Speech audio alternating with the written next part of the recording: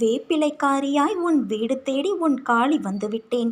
என் தங்கமே, என் பெயர் சொல்லி ₹1 நாணயத்தை எடுத்து உன் பூஜை அறையில் வைத்து உன் வேண்டுதலை வை. நான் ஏற்கனவே உன்னிடம் கூறியுள்ளபடி உன் வேலையை முடித்து கொடுக்க நான் தயாராகிவிட்டேன்.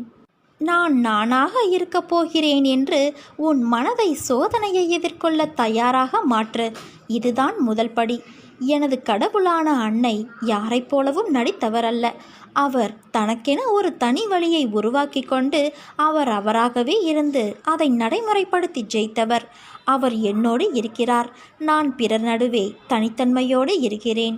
நான் இதுவரை பெற்றது தோல்வியல்ல, அனுபவம். அனுபவித்தது எல்லாம் கஷ்டமல்ல, சோதனை.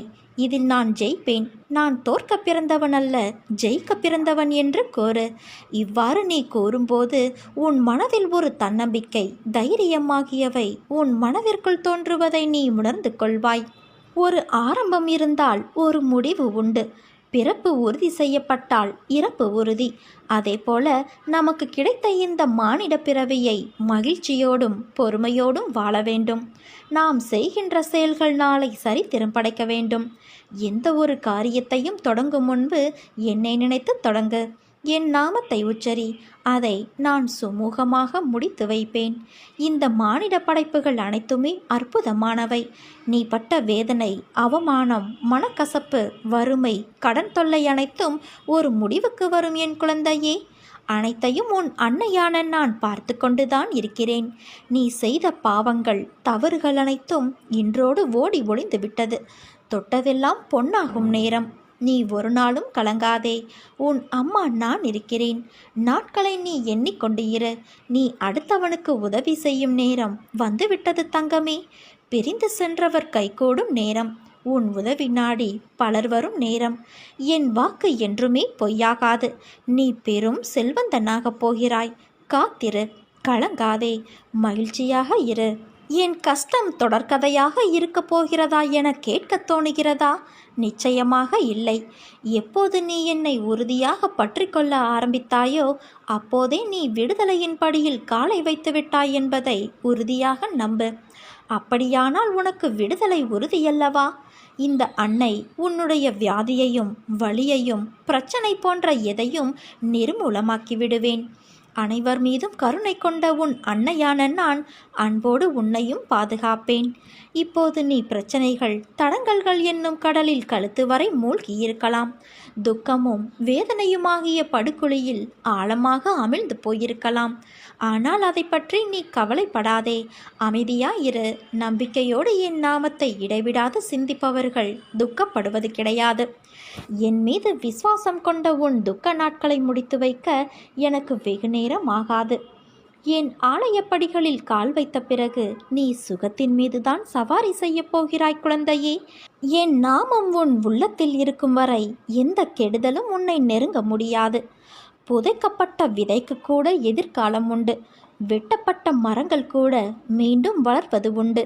வெறும் தோல்விகளை கண்டு சோர்ந்து போனால் உன் வாழ்க்கையை யார் வாழ்வது? வாழ்க்கையில் இன்னல்கள் வந்து போவது சகஜம். அதை எப்படி மீள்வது என்பதை நினைத்து செயல்படு. பயப்படாதே. பயந்தால் அது உன்னை வீழ்த்திவிடும். ஒரு குறிக்கோளை அடைய நீயும் தினமும் அலைந்து திரிந்து கொண்டு இருக்கிறாய். நீ படும் வேதனையை உன் அன்னையான நான் அறிவேன். கடினமான சூழ்நிலையிலும் உன்னிடம் யாரும் இறக்கப்படவில்லை. நீ ஓடினால்தான் தினமும் பொழுது போகும். போகும் இடமெல்லாம் உன்னை மதிப்பது இல்லை. அவர்களை நான் பார்த்து கொள்கிறேன். உன் நாவாகப்பட்டது என் நாமத்தை உச்சரித்து கொண்டு இருக்கிறது. அந்த நாவினால் அவர்களை நீ தூற்றாதே. உனக்காக நான் உன் பாரத்தை சுமந்து கொண்டு இருக்கிறேன். அதிலிருந்து உன்னை முழுவதுமாக விடுவித்து உன்னை உயர்த்தப் போகிறேன். பயப்படாதே தங்கமே. நான் உன்னை அழைக்கிறேன். விரைவில் என் ஆலயத்திற்கு வந்து நீ சேர்ந்துவிடு. உன் வருகை நோக்கி நான் காத்து கொண்டு இருக்கிறேன். உன் காலடிப்படும் நேரம் அனைத்தும் உன்னை விட்டு பயந்து ஓடிவிடும். உன்னை வெறும் கையோடு நான் அனுப்பி வைக்க மாட்டேன். உன் அம்மா நான் இருக்கிறேன் குழந்தையே. தன் பக்தனை எந்த ஒரு சூழ்நிலையிலும் காத்தருளக்கூடியவள் உன் அன்னையான நான். என் வழி நடத்துதலை வார்த்தைகளால் விவரிக்க முடியாது. அதை உணர மட்டுமே முடியும். என்னிடம் உன்னை முழுமையாக அர்ப்பணித்து எந்நிலையிலும் என் நாமம் ஜபித்து நீ வாழ்ந்தாயானால் உன்னை சூழ்ந்துள்ள அனைத்து பிரச்சனைகளும் உன்னை விட்டு விலகி செல்வதை நீ அனுபவத்தில் உணர முடியும். கடன் தொல்லையா, பிரச்சனையா, குடும்ப சிக்கலா, என்னவானால் என்ன, உன் அன்னை நான் இருக்கிறேன். அனைத்தையும் நான் பார்த்து கொள்வேன். இந்த எண்ணம் உன்னுள் இருக்க வேண்டும். இப்படி இருந்தால் நீ சுலபமாக ஜெயித்து விடலாம். இப்போது என்ன நோக்கத்திற்காக நீ போகிறாயோ அந்த நோக்கத்தை உன் அன்னையான எனக்கு சமர்ப்பணம் செய்துவிட்டு, அன்னையே, இவையெல்லாம் உங்கள் ஆணைப்படியே நடக்கிறது. நீங்களே தள்ளி விடுபவரும் தூக்கி விடுபவருமாக இருக்கிறீர்கள். நீங்களே சண்டையிடுகிறீர்கள், சண்டையிட வைக்கிறீர்கள். சமாதானத்தை செய்பவரும் காரியத்தை செய்கிறவரும் நீங்களே. இதோ என்னை முழுவதுமாக உங்களிடம் ஒப்படைக்கிறேன். உமது உந்துதலால் நான் புறப்பட்டு போகிறேன். எனக்கு முன்னால் சென்று என் தேவைகளை நிறைவேற்றுங்கள் என்று கூறிவிட்டு போ. உறுதியான உன் நம்பிக்கையை மெச்சி நீ போகுமிடமெல்லாம் நான் வரும்போது உனக்கு ஏன் பயம்? உன் அன்னையான நான் யார் மனதிலும் வர மாட்டேன். அப்படி வந்தேன் என்றால் அது நீ செய்த பாக்கியம் எனலாம். அந்த பாக்கியம் இந்த பதிவை நீ படிப்பதன் மூலமும் உனக்கு என் அனுக்கிரகம் கிடைத்திருக்கிறது என்று அர்த்தம்.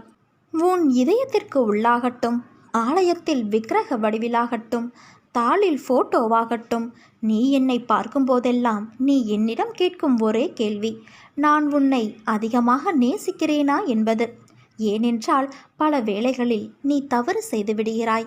அதற்காக பிறகு வருந்தினாலும் தவறாது அதற்காக வருகிற தண்டனைகளை பெறும்போது, அன்னையே, என்னை மன்னித்து கொள்ளுங்கள், என்னை மீறி நான் நடந்து கொள்கிறேன், இதற்காக என்னை வெறுத்து விடாதீர்கள், நான் கடந்து வந்த பாதையை அடிக்கடி திரும்பி பார்க்கிறேன், காடுகளும் கரடுமுரடான வழிகளும் துஷ்ட மிருகங்களும் அச்சுறுத்திய அந்த காலத்திலும் நீங்கள் என் கைகளை பிடித்து கொண்டு வழிநடத்தி வந்தீர்கள். என்னால் முடியாது என்று சோர்ந்துவிட்ட நேரத்தில் தூக்கி கொண்டு நடந்தீர்கள். நீங்கள் காட்டிய வழியில் நான் செல்கிறேன், நீங்களே என் அன்பு உலகம் என்று நீ என்னிடம் மன்றாடுகிறாய்.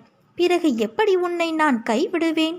ஒரு செயலில் ஈடுபடுவதற்கு நீ 1000 முறை யோசிக்கிறாய். நான் எடுத்த முடிவு சரியா, அவன் வினவியது சரியா என்றெல்லாம். அது நிஜமா இல்லை பொய்யுரைக்கிறானா என்று இப்படி நீ யோசிப்பதை முதலில் நிறுத்து. ஏன் இப்படி செய்கிறாய்? ஒரு பொழுதும் எதற்காகவும் கலங்காதே. ஒரு முறை உன் மனம் சொல்வதை கேள். மாற்றான் சொற்களை உன் செவி கொடுத்து கேட்காதே. எடுத்த முடிவை என்றும் எதற்காகவும் மாற்றிக்கொள்ள நினைக்காதே. உன்னை பற்றி தெரிந்து கொள்ளும் நேரம் வரும். எதையுமே கேட்டு வாங்கிக் கொள்ளக்கூடாது. தானாக வந்தால்தான் அதற்கு சிறப்பு.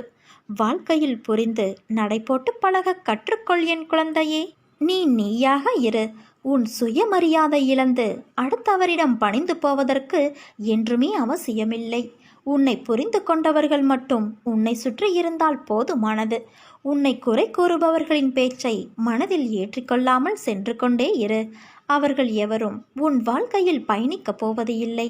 நீ நீயாகவே இரு என் தங்கமே. உன் பிரச்சனையை நினைத்து நினைத்து உன் வாழ்நாளில் இருக்கும் நிம்மதியை நீ துளைக்கின்றாய். உன் மனதை ரணப்படுத்தி கொண்டு எரிச்சல் பட்டு வாழும் வாழ்க்கையையே ரணமாக்கி வைத்துள்ளாய். அதை எப்படி சரி செய்வது என்று தெரியாமல் இருண்ட காட்டில் நுழைந்ததைப் போன்று திக்கிட்டு இருக்கிறாய். இப்படி இருப்பதால்தான் வாழும் வாழ்க்கையே நரகமாகி தோன்றுகிறது உனக்கு. உனக்கு ஒரு விஷயம் பிடிக்கவில்லை என்றால் அவற்றின் நினைப்புகளை அறவே துடைத்துவிடு. அதை விரும்பாமல் நீ ஏற்றுக்கொண்டு அதை உனக்கு நீயே செய்யும் அநியாயமாக ஆக்கிவிடாதே. உனக்கு நீயே வேஷம் போடுகிறாய். அது உனக்கு நிம்மதி தராது. மற்றவர்களுக்கும் நிம்மதியில்லாத சூழ்நிலையை உருவாக்கிவிடும். அதற்கு நீ அதை விட்டு நகர்ந்து இருப்பதுதான் சிறந்தது. அமைதியாய் போவதில் தவறு இல்லை. ஆனால் அந்த அமைதியை ஏற்க முடியாமல் சில பேர் இருப்பார்கள். காரணம், உன்னிடம் பேசி பழகிவிட்டார்கள். அதனால் அவர்களுக்கு அது ஏற்றுக்கொள்ளக்கூடியதாக இருக்காது. அவர்களிடம் ஒரு விஷயம் பிடிக்கவில்லை. உனக்கு பிடித்த மாதிரியே எல்லோரும் இருக்க மாட்டார்கள்.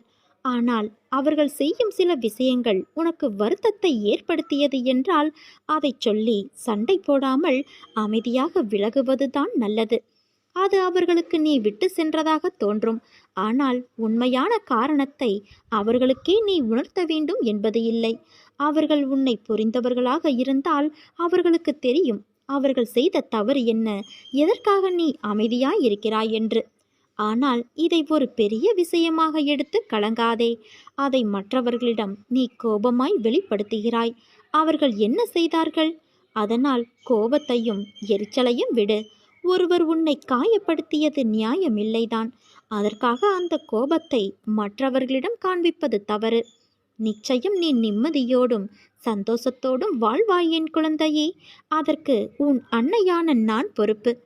உனக்கான வாழ்வு நிச்சயம் நான் ஆசீர்வதித்தது போல உனக்கு கிடைக்கும். அதற்கான எல்லா முயற்சியிலும் உன்னை நான் ஈடுபடுத்தி செய்ய வைப்பேன். நானே துணை நின்று உன்னை காப்பேன் என் குழந்தையே. நீ என்றுமே நன்றாக இருப்பாய் என மற்றவர்களுக்காக சொல்லத் தோன்றும் உன் மனம் இனிமேல் உனக்கு வெற்றியும் சந்தோஷமும் நிம்மதியும் நல்லதும் தெரியும். அதற்கான வழிகளை மட்டுமே உன்னை பக்குவப்படுத்தி காட்டப்போகிறது. எண்ணங்கள் என்பதற்கு இதுதான் என்று உருவம் கிடையாது. நீ உன் கண்ணால் பார்க்கும் காட்சி, உன் மனம் என்னும் இன்னொரு கண்கள் அதை எப்படி உன்னை உள்வாங்குகிறது என்பது உனக்கே தெரியாது. அப்படி இருக்கையில் நீ ஏன் பொறுப்பேற்றுக்கொள்கிறாய்? எல்லாவற்றையும் நிதானமாக என்னிடம் விட்டுவிடு. பொறுமையோடும் நம்பிக்கையோடும் காத்திரு. நிச்சயம் உனக்கென்று ஒரு நல்ல வாழ்க்கை உன்னை தேடி வரும். நீ நம்பிக்கையோடு இரு, நல்லதே நடக்கும்.